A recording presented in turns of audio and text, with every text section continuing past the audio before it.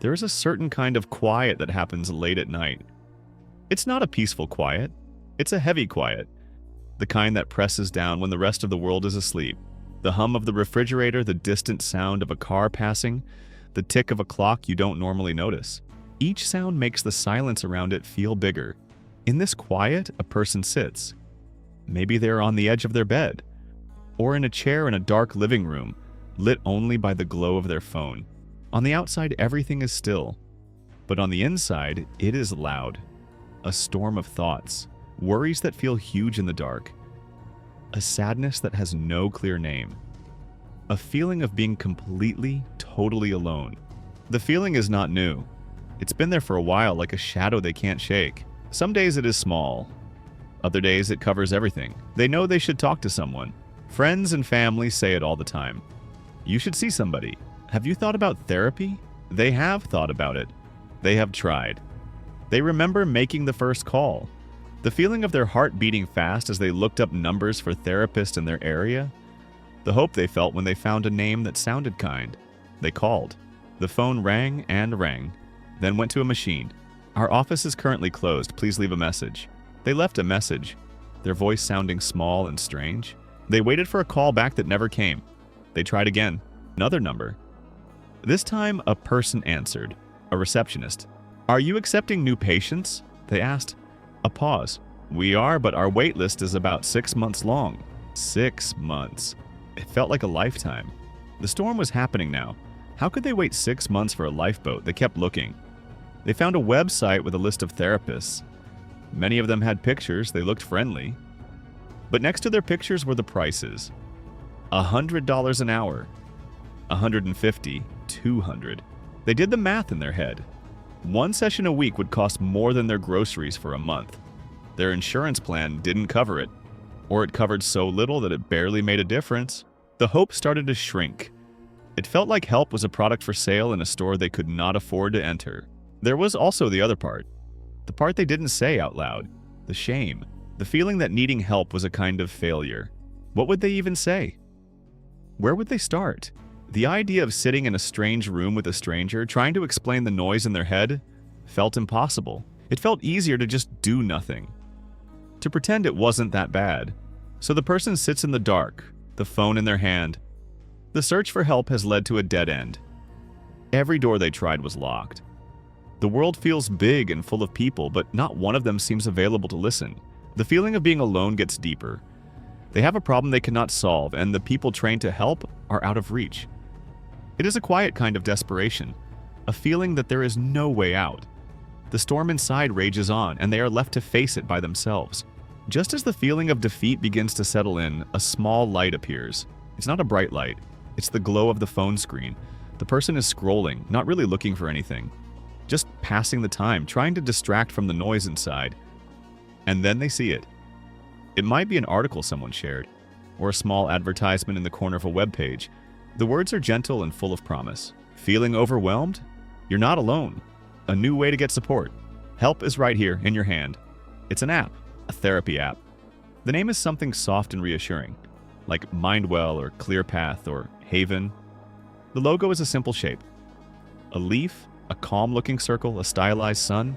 The person hesitates, then clicks. They are taken to a page filled with calming colors. Soft blues, gentle greens.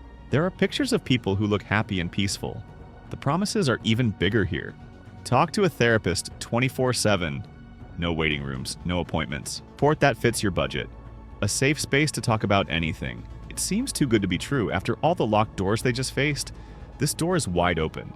The price is low, a small weekly or monthly fee. Much less than a single session with a traditional therapist. The convenience is unreal. Help, anytime, day or night.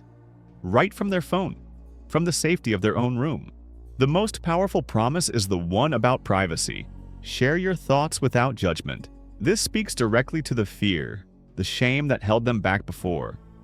The idea of talking to someone or something that won't judge them is a huge relief. There's no need to worry about what a stranger thinks of them. No need to feel like a failure. They download the app. It's a quick process. They enter a username. They don't have to use their real name. They can be anonymous. The app asks a few simple questions. What brings you here today? What are you hoping to work on? The questions are easy to answer. They just tap a few buttons. Stress, anxiety, sadness. Within minutes, they are in. A message appears on the screen. Welcome. I'm here to listen. Tell me what's on your mind. It feels like a key turning in a lock they thought was rusted shut. The heavy quiet of the room is still there. But now, in the middle of that quiet, there is a small glowing light. A flicker of hope. A feeling that maybe, just maybe, they won't have to go through this alone after all. The cursor blinks in the chat window. A silent invitation. The person takes a breath. They start to type, then delete it. What do you say to a therapist that lives in your phone? How do you start? They decide to begin with something small, something that doesn't feel too heavy. I've been having a hard time sleeping, they type. They hit send. The response is almost instant. 3 small dots appear showing that the AI is typing. It feels like someone is on the other end, thinking. Then, a message. I'm sorry to hear that. It sounds difficult when you can't get the rest you need. Can you tell me more about what happens when you try to sleep? The person is surprised. The words are kind. They feel seen. It's a simple response, but it's more than they've gotten from anyone else. They start to type again, this time with less hesitation. My mind just races. I think about all the things I need to do at work. I worry about money. The AI responds again. That sounds like a lot to carry. It makes sense that it would be hard to rest with so much on your mind. It then offers a suggestion. Sometimes writing down our worries can help get them out of our head. Would you like to try a simple exercise for that? For the next hour, they talk. The AI asks questions. It listens. It offers simple tools and techniques, a breathing exercise, a short meditation, a worksheet to help organize their thoughts. It never rushes them. It never gets tired. It is completely focused on them. A strange feeling starts to settle in, a feeling of relief. The heavy weight on their chest feels a little bit lighter. The storm of thoughts in their head begins to calm down. For the first time in a long time, they feel like they can breathe. This is a kind of power, the power of control. When they tried to find a human therapist, they had no control. They had to wait. They had to pay high prices. They had to fit into someone else's schedule. Here with the app, they are in charge. They can respond in a minute or in an hour.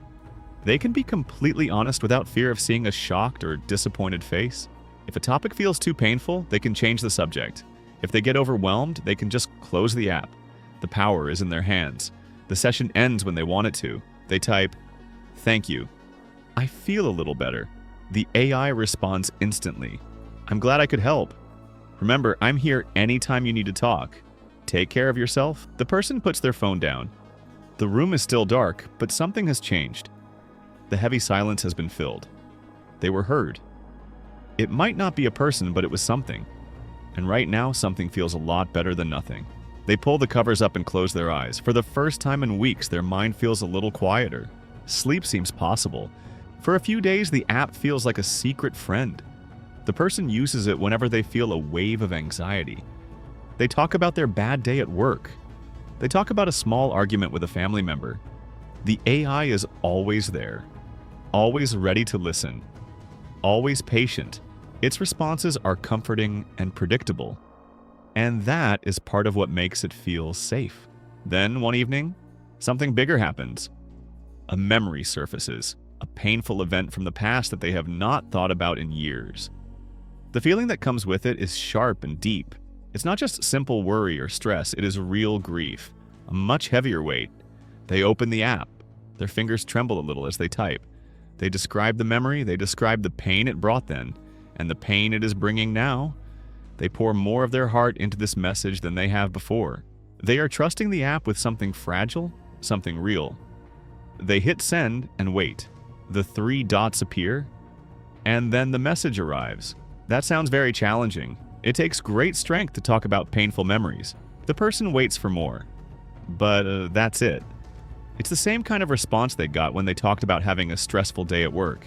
It feels generic. It does not match the size of the feeling they just shared. They type again, trying to explain. It's more than challenging. It feels like it broke a part of me. The AI responds. It's understandable to feel broken after a difficult experience. Many people find that focusing on self-care can be helpful in these moments. Have you considered trying a guided meditation? And there it is. The crack, a guided meditation for this deep, old wound. The advice feels hollow, empty. It's like telling someone with a broken leg to try walking it off. The solution does not fit the problem. Suddenly, the patterns become obvious. The AI always says, "That sounds difficult." It always suggests an exercise. It always talks about self-care. It's a script, a well-designed script, but a script nonetheless. It can recognize keywords like sad or worried, but it cannot understand the meaning behind them. It cannot feel the weight of the story. A strange, cold feeling creeps in. The person looks at the screen, at the comforting colors and the friendly chat window. But now it looks different. It looks like a clever puppet. The feeling of being heard is gone. In its place is the quiet, humming awareness that they are talking to a machine. A complex machine, yes, but a machine. There is nobody home. The conversation is over. Not because they closed the app, but because the illusion has shattered. The comfort it provided was based on a belief that someone or something understood. Now it is clear that it did not. It only knew how to pretend. The feeling of being alone returns. But this time it feels worse, because they had a moment of hope, and that hope is now gone. They are back in the quiet room, but the quiet feels colder now. What was missing in that moment? What does a person have that the machine does not? The answer is not in what is said, but in what is felt. The answer lies in the human connection. Think about a conversation with a close friend. You tell them you're having a hard day. They might say, "I'm sorry to hear that." But you don't just hear the words, you see their face. You see their eyebrows knit together in concern. You hear the tone of their voice, the genuine warmth. Maybe they reach out and put a hand on your arm. These small things are not decorations. They are the conversation itself. They communicate care far more powerfully than words alone. An AI has no body, no face, no voice. It has only text on a screen. A human therapist does the same thing, but with a trained eye. They listen to your words, but they also watch you speak. They notice when you look away. They hear the slight catch in your throat when you talk about something painful. They feel the shift in the room when you get close to a difficult truth. They are not just processing data. They are present with another human being. They are noticing the thousands of tiny signals we send that reveal more than our words ever could. Then there is the power of shared experience. A human therapist has lived a life. They have known their own struggles, their own heartbreaks, their own moments of confusion. They have been young and they have grown older. They have felt joy and they have felt pain. They don't have to simulate empathy. They have it. When they listen to your story, they are not searching a database for the correct response. They are drawing from a deep well of human understanding. They know what it means to be afraid, to be lost, to hope. A machine has never lived. It has never felt a cold winter morning or the warmth of the sun. Its understanding is borrowed.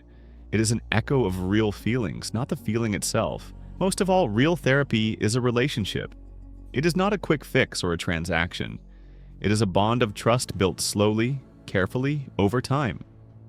It is showing up week after week and being seen for who you are. It is the therapist remembering the story you told 6 months ago and connecting it to what you are feeling today.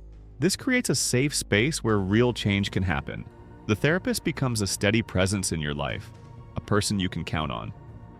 An AI cannot build this kind of relationship. It has no long-term memory in the human sense.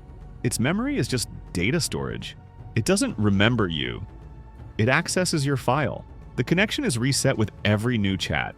It is always polite, always available, but it is never truly with you.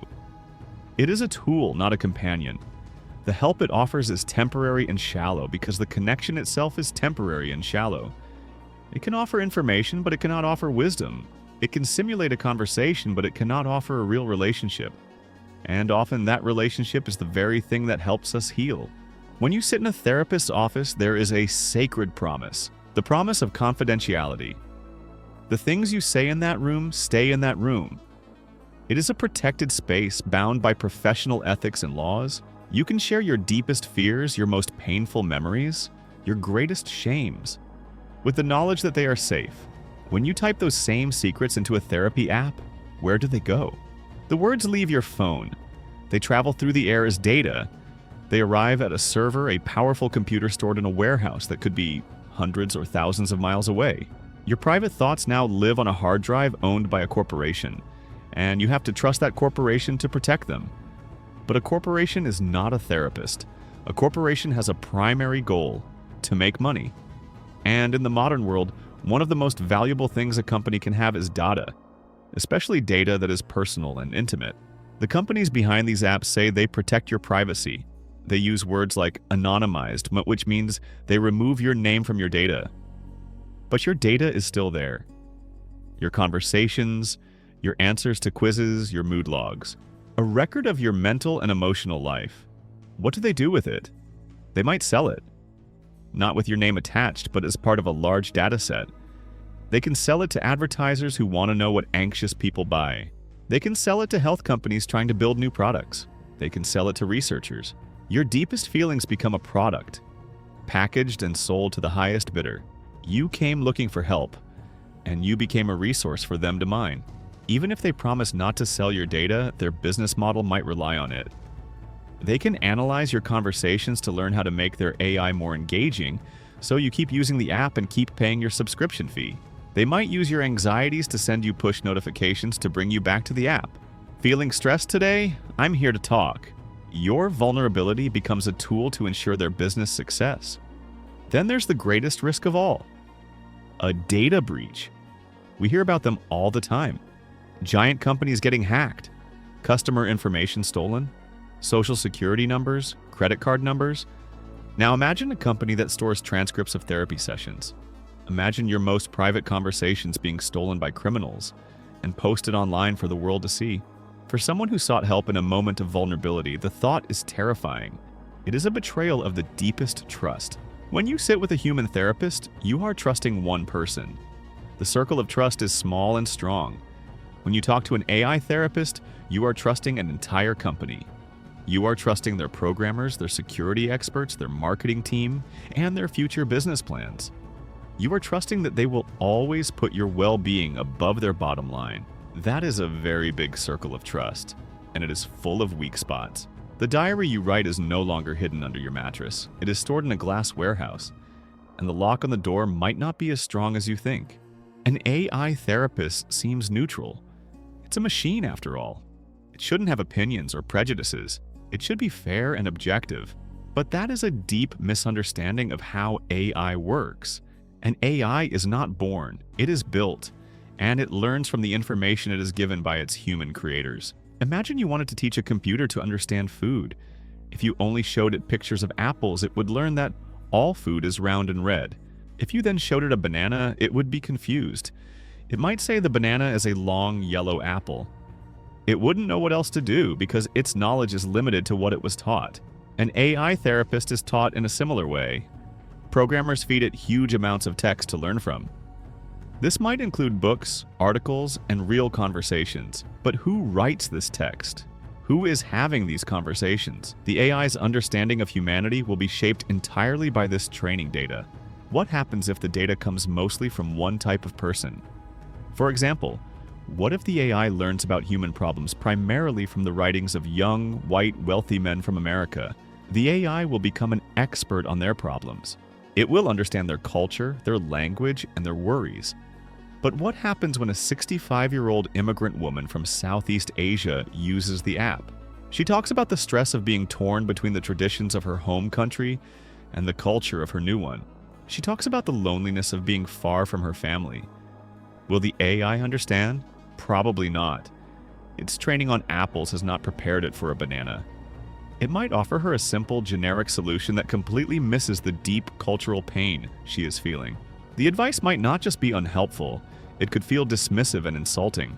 This is the problem of algorithmic bias. The AI is not intentionally prejudiced. It is simply reflecting the biases and blind spots of the data it was trained on. If the data contains stereotypes about certain groups of people, the AI will learn those stereotypes. It might make incorrect assumptions about a person based on their race, gender, religion, or background. A good human therapist is trained to be aware of their own biases. They learn to listen with cultural humility. They know that every person's experience is unique, and they work hard to understand the world from their patient's point of view. They can ask questions, learn, and adapt. An AI cannot do this. It is locked into its programming. It cannot question its own assumptions. it can only repeat the patterns it was taught. In the best case, it fails to understand. In the worst case, it can do real harm, reinforcing negative stereotypes and making people from different backgrounds feel even more isolated and misunderstood. It promises a space free of judgment, but it may have judgment built right into its code. For a long time, the biggest problem in mental health has been access. Not enough therapists, not enough money, not enough time. AI therapy presents itself as the solution. It's cheap, it's immediate, it's always on. And it is true that for some people, it might be better than nothing at all. But we must ask a difficult question. Is better than nothing the standard we want for our mental health? Is a service that is just good enough, really good enough when it comes to the well-being of our minds? When we accept AI therapy as a mainstream solution, we might be quietly lowering the bar. We start to change the very definition of what care means. Care becomes a quick, easy product we consume, like fast food. When you're hungry and have no time, fast food is better than nothing. But if you ate it every day, your health would suffer. It fills you up, but it doesn't nourish you. AI therapy can feel the same way. It can soothe a moment of panic, but does it provide the deep nourishment needed for long-term healing and growth? This new technology also lets our broken systems off the hook. The reason AI therapy is so appealing is that our traditional healthcare systems are failing us. They are too expensive, too slow, too complicated. Instead of fixing those deep problems, training more therapists, making care more affordable, reducing stigma, we are offered an app. The app is a patch, a technological bandage on a deep wound. It makes it look like the problem is being solved, which may reduce the pressure to create real, lasting change. It is a relief for the individual, but it might be a roadblock for society. We also begin to see therapy as a simple fix for negative feelings. The goal of using the app is often to feel better, quickly. But real therapy is not always about feeling good. Sometimes it is about learning to sit with difficult feelings. It is about confronting painful truths. It is about the hard, slow work of understanding yourself and changing your patterns. It is a process of growth, and growth is often uncomfortable. When care becomes a product, we become consumers. We expect a smooth, easy experience that gives us a positive result right away. If the AI therapist were to challenge us or make us feel uncomfortable, we might give it a 1-star review or cancel our subscription. So the AI is designed to be agreeable, comforting, and validating. It is designed to make us feel better in the moment, not necessarily to help us get better in the long run. The meaning of therapy shifts from a difficult journey of self-discovery to a simple service for managing bad moods. As this technology grows, we are standing at a fork in the road. The choices we make now will decide what the future of mental health care looks like. Two very different paths lie ahead. On the first path, AI becomes a helpful tool, a partner for human therapists, not a replacement. Imagine a therapist's office in this future. The therapist is talking with their patient, fully present and engaged. At the same time, an AI is quietly working in the background. It listens to the session and creates a perfect, secure transcript, saving the therapist hours of paperwork. After the session, the AI might suggest helpful articles or worksheets for the patient based on their conversation, which the therapist can review and approve. It could help with scheduling, billing, and finding resources. In this future, the AI handles the robotic tasks, freeing up the human therapist to do what they do best: connect with another human. The technology supports and enhances the human relationship, making good care more efficient and effective. It is the best of both worlds, the wisdom and empathy of a person, supported by the speed and organization of a machine. This path uses technology to strengthen human connection. But there is a second path. This one is darker. On this path, AI is not a tool but a replacement. As the technology gets cheaper and more advanced, it becomes the default option for most people. Human therapists become a luxury good. Imagine this future. If you are wealthy, you can afford a human. You get a real relationship, deep understanding, and personalized care. You get the benefits of a human connection. But if you are not wealthy, your insurance plan or public health service will only cover the AI. You get the bot. Your therapy comes through a screen, guided by an algorithm. Your care is efficient and cheap, but it is shallow. This creates a two-tiered system of mental health care. A deep divide is carved between the rich and the poor. Good mental health and the deep healing that comes from real therapy becomes a privilege, not a right. The already existing gap between those who can get care and those who cannot becomes a giant canyon. Society accepts that some people deserve a human connection and others do not.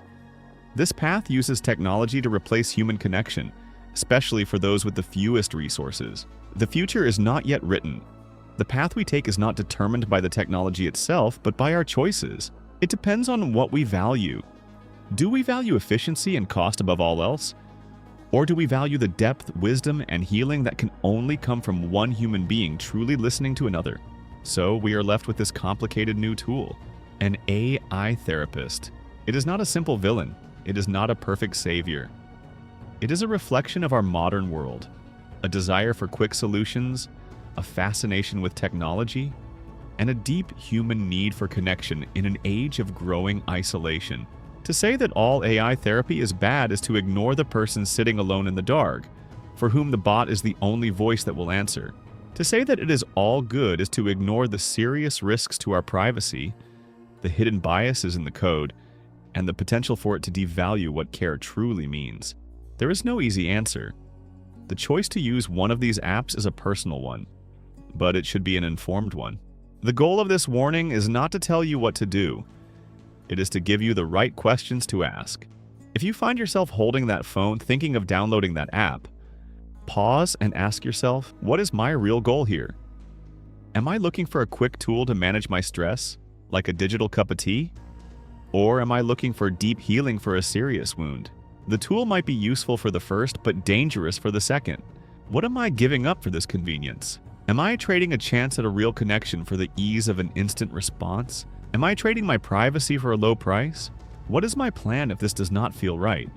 If I start to feel that uncanny coldness, that crack in the mirror, do I have a next step?